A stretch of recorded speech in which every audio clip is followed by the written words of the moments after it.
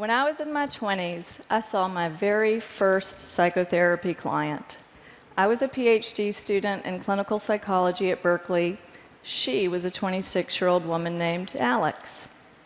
Now, Alex walked into her first session wearing jeans and a big slouchy top, and she dropped onto the couch in my office and kicked off her flats and told me she was there to talk about guy problems. Now, when I heard this, I was so relieved. My classmate got an arsonist for her first client. And I got a 20-something who wanted to talk about boys. This I thought I could handle. But I didn't handle it. With the funny stories that Alex would bring to session, it was easy for me just to nod my head while we kicked the can down the road. 30's the new 20, Alex would say, and as far as I could tell, she was right. Work happened later, marriage happened later, kids happened later, even death happened later. 20-somethings like Alex and I had nothing but time. But before long, my supervisor pushed me to push Alex about her love life. I pushed back. I said, sure, she's dating down. She's sleeping with a knucklehead. But it's not like she's going to marry the guy. And then my supervisor said, not yet. But she might marry the next one. Besides, the best time to work on Alex's marriage is before she has one. That's what psychologists call an aha moment. That was the moment I realized 30's not the new 20. Yes, people settle down later than they used to, but that didn't make Alex's 20s a developmental downtime. That made Alex's 20s a developmental sweet spot, and we were sitting there blowing it.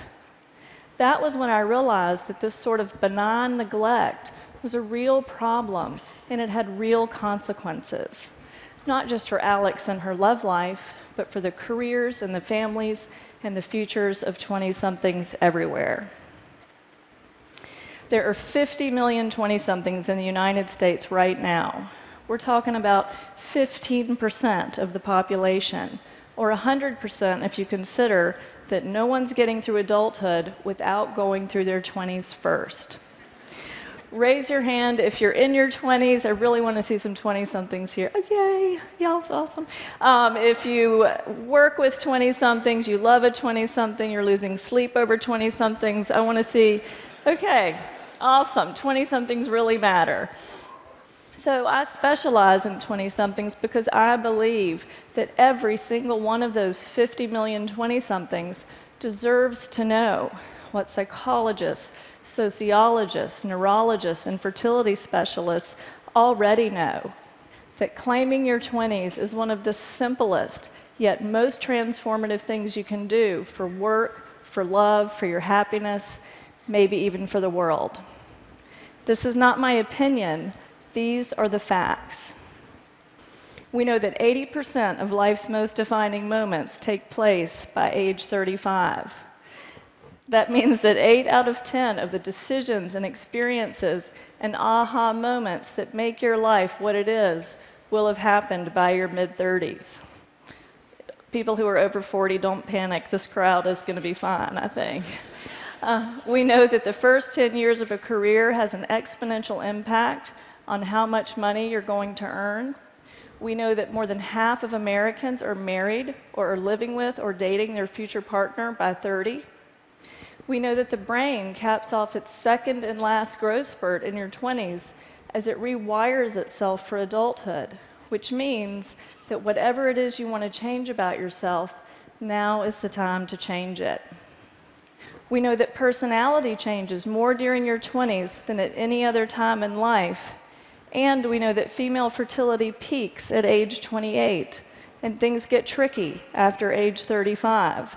So your 20s are the time to educate yourself about your body and your options.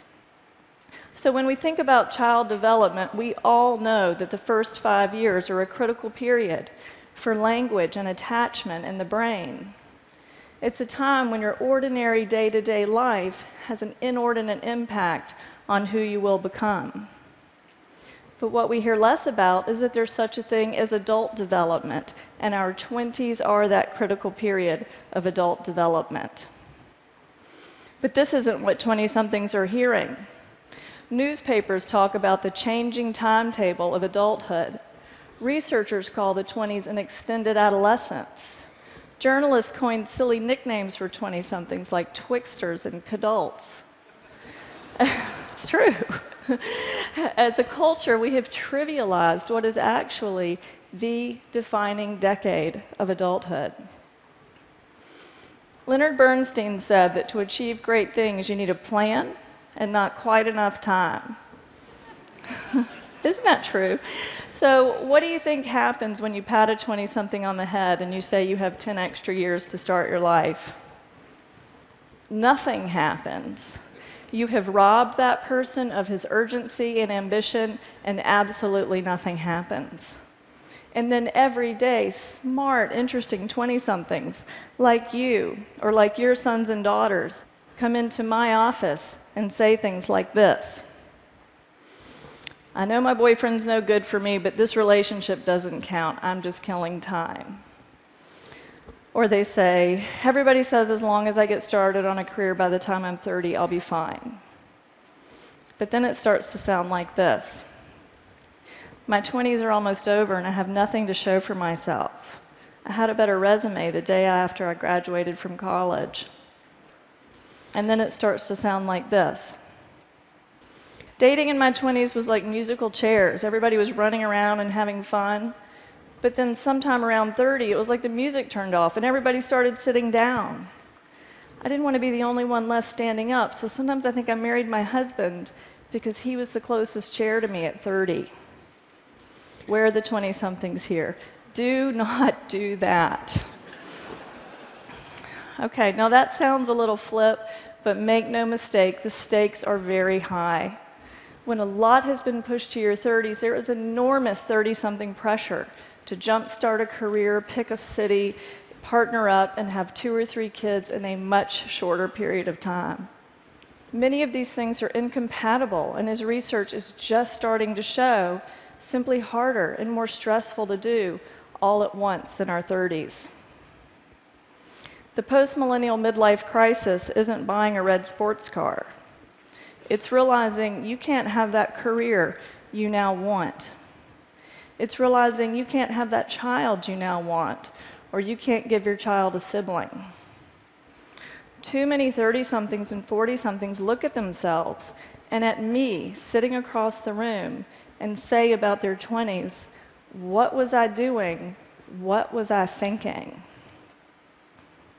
I want to change what 20-somethings are doing and thinking. Here's a story about how that can go. It's a story about a woman named Emma. At 25, Emma came to my office because she was, in her words, having an identity crisis. She said she thought she might like to work in art or entertainment, but she hadn't decided yet, so she'd spent the last few years waiting tables instead. Because it was cheaper, she lived with a boyfriend who displayed his temper more than his ambition. And as hard as her 20s were, her early life had been even harder.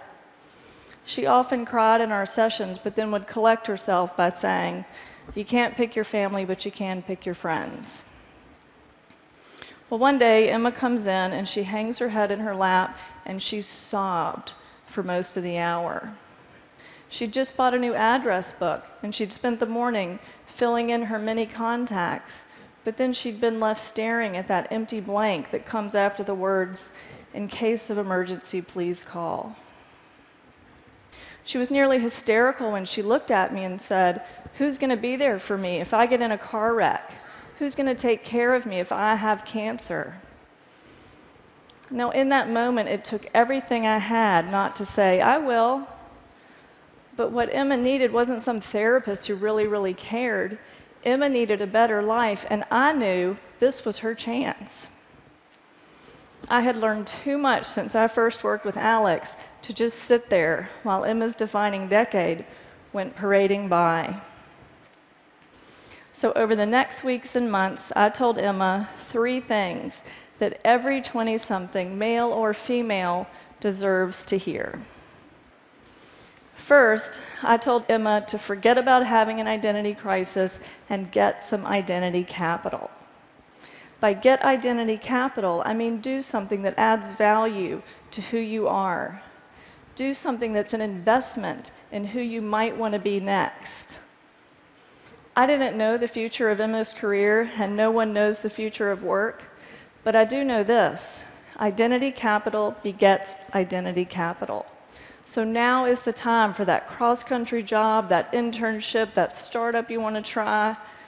I'm not discounting 20-something exploration here, but I am discounting exploration that's not supposed to count. Which, by the way, is not exploration, that's procrastination. I told Emma to explore work and make it count. Second, I told Emma that the urban tribe is overrated. Best friends are great for giving rides to the airport, but 20-somethings who huddle together with like-minded peers limit who they know, what they know, how they think, how they speak, and where they work. That new piece of capital, that new person to date, almost always comes from outside the inner circle. New things come from what are called our weak ties, our friends of friends of friends. So yes, half of 20-somethings are underemployed. But half aren't, and weak ties are how you get yourself into that group. Half of new jobs are never posted, so reaching out to your neighbor's boss is how you get that unposted job. It's not cheating, it's the science of how information spreads. Last but not least, Emma believed that you can't pick your family, but you can pick your friends. Now, this was true for her growing up, but as a 20-something, soon Emma would pick her family when she partnered with someone and created a family of her own. I told Emma the time to start picking your family is now. Now, you may be thinking that 30 is actually a better time to settle down than 20 or even 25, and I agree with you. But grabbing whoever you're living with or sleeping with when everyone on Facebook starts walking down the aisle is not progress. The best time to work on your marriage is before you have one, and that means being as intentional with love as you are with work. Picking your family is about consciously choosing who and what you want, rather than just making it work or killing time with whoever happens to be choosing you. So what happened to Emma? Well, we went through that address book, and she found an old roommate's cousin who worked at an art museum in another state. That weak tie helped her get a job there. That job offer gave her the reason to leave that live-in boyfriend. Now, 5 years later, she's a special events planner for museums. She's married to a man she mindfully chose. She loves her new career, she loves her new family, and she sent me a card that said, "Now the emergency contact blanks don't seem big enough."